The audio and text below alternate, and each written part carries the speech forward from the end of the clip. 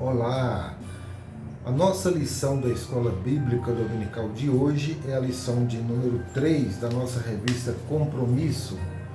E o tema da nossa lição é Novo Nascimento. E o nosso texto básico, nosso texto bíblico é o Evangelho segundo João, capítulo 3.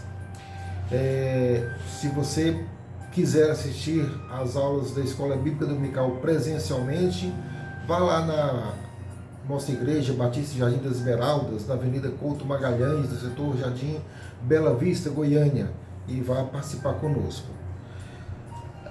Esse texto do capítulo 3 do Evangelho de João, ele nos traz umas mensagens muito interessantes, porque ele nos confronta com realidades que nem sempre nós paramos para pensar. Trata-se de um mestre, de um doutor da lei, que procurou Jesus no período noturno, porque ele havia ouvido falar, ele estava sabendo dos milagres que Jesus fazia, então ele procurou. É um tema bastante enfático, e os primeiros versículos diz o seguinte, João capítulo 3, versículo de 1 até o versículo 15, mas nós não vamos ler todos. Havia um fariseu chamado Nicodemos, uma autoridade entre os judeus. Ele veio a Jesus à noite e disse: Mestre, sabemos que ensinas da parte de Deus, porque ninguém pode realizar os sinais miraculosos que estás fazendo se Deus não estiver com ele. Em resposta, Jesus declarou: Digo-lhe a verdade, ninguém pode ver o reino de Deus se não nascer de novo. Essa resposta de Jesus para Nicodemos o deixou impactado. Primeiramente, ele sendo um doutor da lei, sendo um mestre, ele fez um questionamento: mas como que eu posso, já sendo um velho, voltar para o ventre da minha mãe? E Jesus então deu mais explicações, mas de forma muito categórica, dizendo que o nascer de novo era o nascer da água e do Espírito, que não era o nascimento da carne. Ou seja, confrontando os conhecimentos daquele homem que era versado na palavra de Deus, versado nos ensinamentos teológicos, e Jesus trazia para ele essa novidade de informação. Bom, algumas coisas nós precisamos destacar. Quem era Nicodemos? Nicodemos era um fariseu. Os fariseus, eles eram conhecidos pela observância rígida, não apenas da lei escrita, mas também da tradição oral. Ou seja, eles eram, além de versados nos escritos bíblicos, eles também eram pessoas de grande influência. Eles se gabavam de ser os verdadeiros representantes da descendência de Abraão.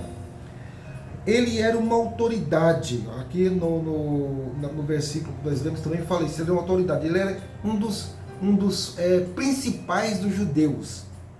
Era um homem influente. Era um homem bem sucedido.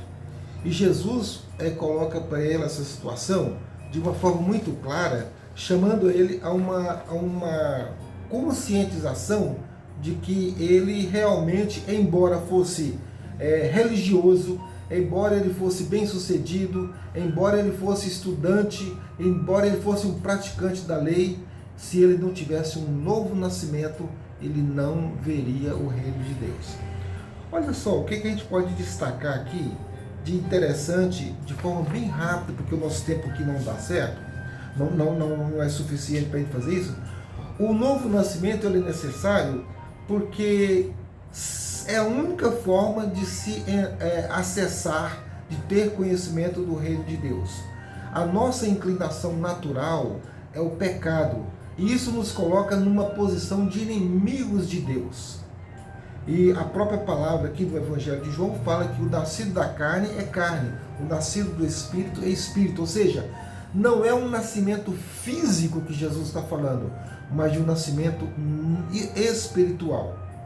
Também ninguém o novo nascimento é necessário? Porque ninguém pode produzir em si mesmo um novo nascimento. Não depende da minha ação, da minha vontade. Nos versículos 5 e 6, nós vemos o seguinte, desse texto que nós lemos. Respondeu Jesus: digo-lhe a verdade, ninguém pode entrar no reino de Deus se não nascer da água e do Espírito. O que nasce da carne é carne, mas o que nasce do Espírito é Espírito. Ou seja, somente por meio do nascimento no Espírito Santo, através do reconhecimento da vida de pecado, da aceitação de Jesus Cristo, é que nós poderemos nascer de novo. O novo nascimento é necessário porque apenas uma fé intelectual ou o conhecimento dos prodígios de Deus não são suficientes para a salvação. O finalzinho do capítulo 2 mostra lá de que muitas pessoas estavam seguindo a Jesus apenas para verificar os sinais que ele fazia. Muitas pessoas tinham conhecimento intelectual dos poderes de Jesus. Isso não é suficiente. Ou seja, irmos à igreja, estudarmos na escola bíblica dominical ou sermos professores da escola dominical, sermos diáconos, sermos pastores, sermos ministros, sermos o que seja lá, isso não nos dá o acesso ao reino de Deus. Se nós não nascermos da água e do Espírito, nós estaremos fora do reino de Deus. É interessante perceber que a natureza do novo nascimento, ele não passa pelo sucesso na vida pessoal. Não adianta ser rico. O Nicodemos era uma pessoa rica e influente. Mesmo assim, Jesus disse que ele precisava nascer de novo. Não passa pelo conhecimento da Bíblia. A situação de Nicodemos era de um profundo conhecedor da lei. Vemos isso lá no versículo 10. O novo nascimento não é de uma pessoa, não é apenas para uma pessoa profundamente religiosa. Quantas pessoas exímios religiosos, praticantes, mas não convertidos, ou seja, não passaram pelo novo nascimento. Não passa por ocupação de cargos de liderança da igreja. Não é simplesmente por ter informações corretas a respeito de Jesus.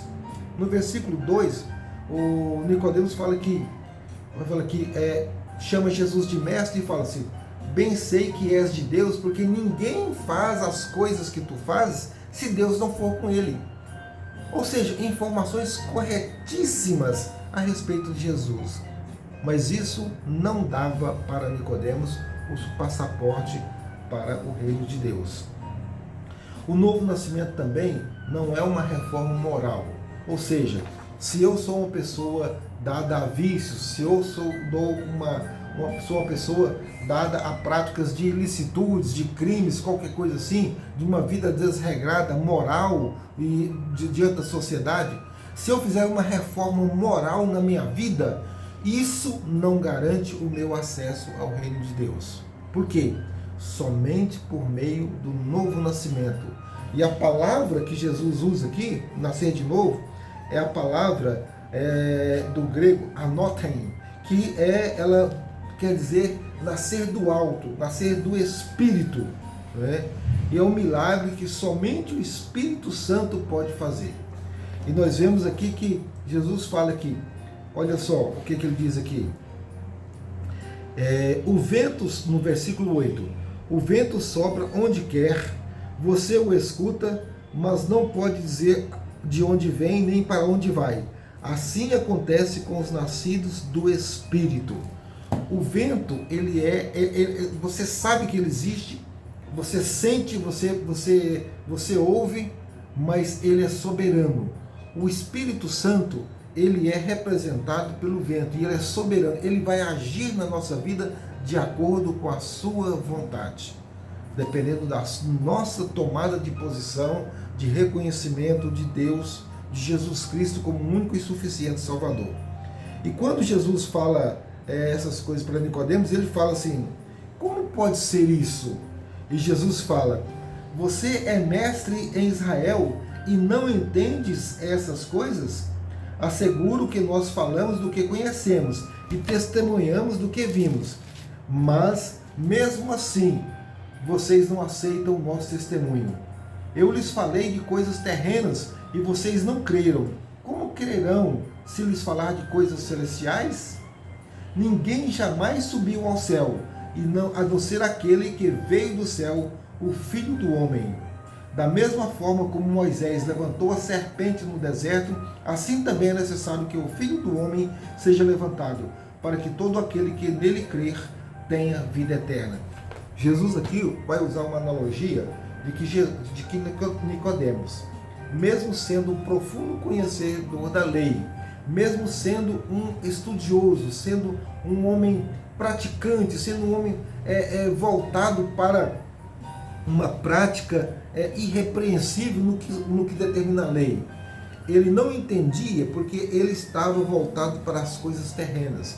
E que somente aquele que veio do céu, porque nenhum homem subiu ao céu, mas somente aquele que veio do céu e se tornou um de nós, é que teria condições de dizer dessas coisas. E ele faz referência ao episódio em que Moisés evoca lá a Deus, que Deus livre o povo das picadas das serpentes, e é mandado que ele construa uma serpente de bronze. E todo aquele que olhar para a serpente de bronze e crer nela, ou seja, ele ficaria curado do veneno da serpente. Não é uma incitação à idolatria, mas uma referência já de que Jesus é aquele que vai representar aquele símbolo que representa o mal. Jesus vai se fazer mal por nós, porque na cruz ele vai assumir todas as nossas maldades. Na cruz todos os pecados da humanidade cairão sobre ele. Mas quem olhar para ele e crer e se arrepender, então tem a vida eterna.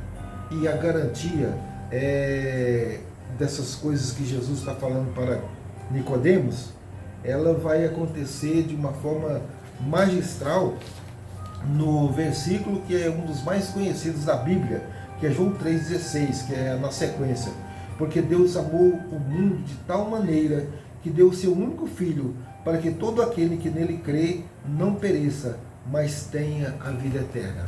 Só existe uma forma de nascer de novo: crer que Jesus Cristo é o Filho de Deus e aceitá-lo como o único e suficiente Salvador. Que Deus possa nos abençoar você que está assistindo esse vídeo, que você possa ler esses textos do Evangelho de João. Existem muitas outras verdades maravilhosas no Evangelho de João e que podem realmente trazer grandes esclarecimentos para a sua vida espiritual. Que Deus possa nos abençoar.